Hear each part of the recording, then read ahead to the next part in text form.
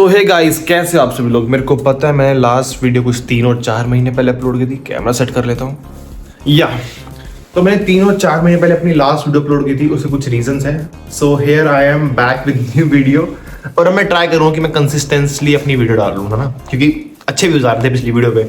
सो इस वीडियो में मैं आपको क्या बताने वाला हूँ कि how to get your Australia visa in 2025-2026। क्या आप टिप्स एंड ट्रिक यूज कर सकते हो, क्या आपको पॉइंट्स ख्याल में रखने हैं ताकि आपका वीजा रिजेक्ट ना हो, जैसे मेरे दोस्तों के होते हैं। और सबसे पहला जो पॉइंट है तो वो है कि अगर आप अपना आइल्स और पीटी एग्जाम दे रहे हो तो उसमें आप अपना बेस्ट ट्राई करो, जितना हो सके आप अपना मतलब अच्छा स्कोर लेके आओ। अगर आप एक बार दे रहे हो, आपका 6.5 बैंड आया आइल्स में, तो मतलब it's an average score, not a best score.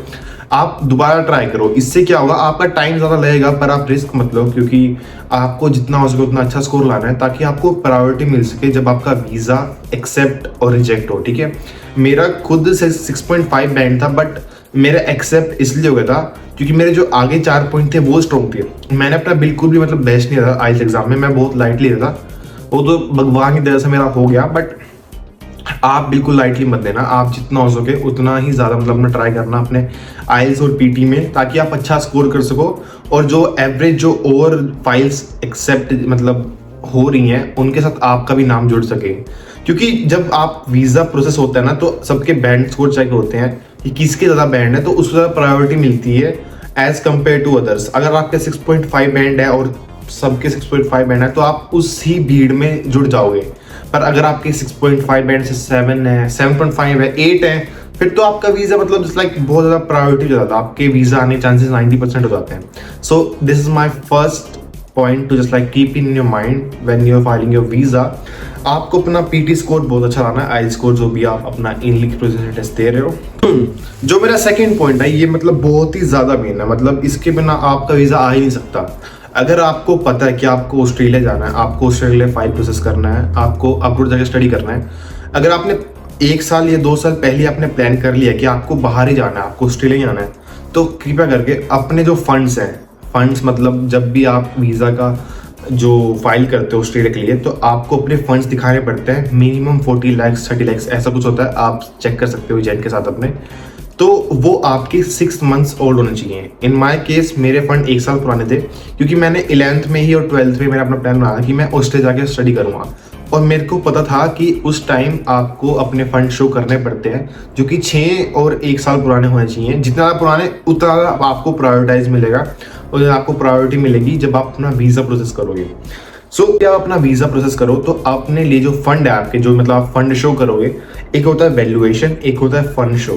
Valuation आप कभी भी दिखा सकते हो, उसका कोई इशू नहीं है, बट जो आपके फंड्स हैं अपने जो भी सेविंग अकाउंट्स में, अपने मदर के, अपने फादर के 40 लाख रुपीज़ आप अपने रख लो। जब अपने आइल्स कर रहे हो या फिर जब अपनी 12th में हो या जब अपने बैचलर्स में हो, जैसे आपने प्लान किया, तो अपने बैंक अकाउंट में आप 40 to 50 लाख रुपये लेके रख लो, ताकि वो 6 मंथ ओल्ड हो जाए और 1 साल पुराने जाए। क्योंकि ऑस्ट्रेलिया आपसे ये मांगता है कि अगर आप मतलब यहाँ आ रहे हो तो आपके पास सफिशिएंट बैलेंस होना चाहिए यहाँ सर्वाइव करने के लिए। वो अलग बात है यहाँ के आप काम करोगे, बट वहाँ से ऑस्ट्रेलिया वीज़ा का यही रहना चाहिए कि आपके पास सफिशिएंट फंड है to support your education and your daily expenses. That's why you have to kept your funds in your bank account as old as you can. Okay, third point, select your university in group of 8।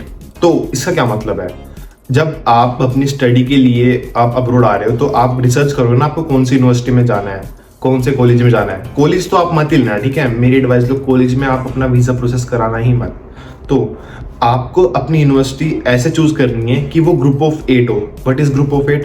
Group of 8 एक Australia की एक just like group है, 8 university की एक group है जिसके अंदर 8 universities हैं जो कि टॉप 8 यूनिवर्सिटी मानी जाती हैं ऑस्ट्रेलिया की, वो उसको कहते हैं ग्रुप ऑफ 8। तो अगर आपका एडमिशन इन ग्रुप ऑफ 8 में हो रहा है, जो आप मतलब ऑनलाइन सर्च कर सकते हो ग्रुप ऑफ 8 में कौन कौन सी यूनिवर्सिटी है, और मैं साइड में डाल दूंगा, ठीक है, एडिटिंग के टाइम।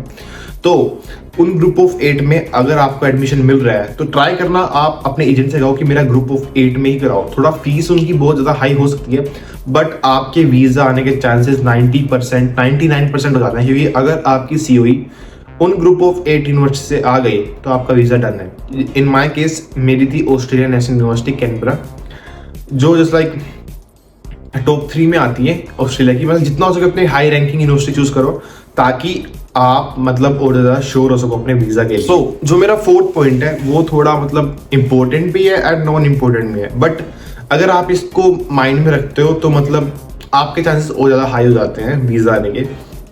जब आप अपनी यूनिवर्सिटी सेलेक्ट कर रहे हो, जब आपको ग्रुप ऑफ 8 में की यूनिवर्सिटी मिल गई है, फर्स्ट ऑफ ऑल आपको यूनिवर्सिटी सेलेक्ट करनी है ग्रुप ऑफ 8 में। आपको एक यूनिवर्सिटी मिली ग्रुप ऑफ 8 में, देन आपको वो यूनिवर्सिटी चेक करनी है कि वो ऑस्ट्रेलिया के रीजनल एरिया में आती है या नहीं आती है। इससे क्या होता है, रीजनल एरिया क्या होते हैं,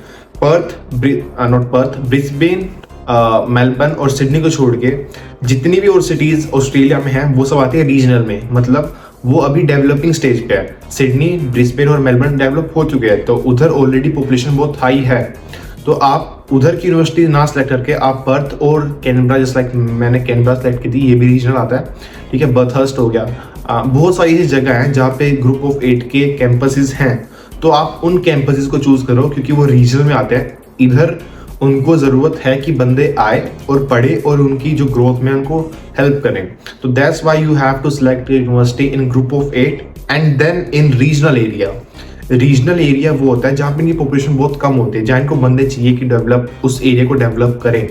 तो you have to select just like group of 8 then in regional. First priority is your group of 8, then you have to select university in regional.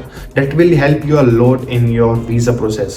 I sure that like if you just kept in mind this 5 point, I'm sure that you will get your visa nice. Okay, last और सबसे main point जो है वो है select your course according to your just like PR list. अगर आपका aim है Australia में आके PR लेना, अपने स्टूडेंट वीजा के बाद TR पे जाके एंड PR अप्लाई करना, तो आपको अपना कोर्स चूज करना चाहिए अकॉर्डिंग टू PR लिस्ट। अब PR लिस्ट क्या होती है, हर साल गवर्नमेंट एक SOL list, short term occupation list, MOL medium term occupation list और एक लॉन्ग टर्म लिस्ट निकालती है, जिसके अंदर ऑक्यूपेशंस मेंशन होते हैं, जिसमें कि कौन से इनको एम्प्लॉय, कौन सी फील्ड में इनको बंदे चाहिए, कौन सी फील्ड में इनको एम्प्लॉय और हायर करने हैं बाहर से, वो सब लिस्ट होती है। तो उसके अंदर सबसे मेन पे जब तक मैंने रिसर्च किया था तब तक हेल्थ एंड केयर था। अगर आप health and care just like आपको इसके ऊपर और डिटेल वीडियो चाहिए तो please let me on the comment section, और आप मेरे इंस्टाग्राम पे मेरे को मैसेज कर सकते हो कि आपको कौन सा कोर्स लेना चाहिए अगर आपको PR एम करना है अपना।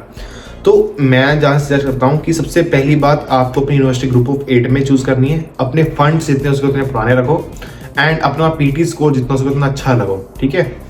एंड उसके बाद आपको अपनी यूनिवर्सिटी रीजनल में चूज करनी है। And then last 5th point कि आपको अपना कोर्स PR का सिलेक्ट करना चाहिए। आपको खुद रिसर्च करनी है, ऑस्ट्रेलिया की वेबसाइट पे जाओ, उधर लिख दो कि PR लिस्ट ऑक्यूपेशंस, या आपको खुद रिसर्च करनी है, there are so many occupations and आपको कौन सी फील्ड में जाना है, agriculture, medical, IT, this all field are mention there कि इनमें किसमें कितनी बंदों की जरूरत है। तो आपको खुद रिसर्च करनी है एंड उसके अकॉर्डिंगली आपको अपना कोर्स चूज करना है। जस्ट लाइक अगर आप हेल्थ एंड केयर जाते हो तो this is the most priority in this time, you know. After that there is like agriculture and then trading, you know what is trading. तो अगर आपको इन सब के ऊपर भी वीडियो चाहिए तो please let me in the comment section. तो ये 5 पॉइंट थे। अगर इनमें से आपने पांचों के पांचों पॉइंट अपने ख्याल में रख लिए तो ये बहुत ही मतलब हेल्पफुल होगा आपके लिए, and you will get your visa.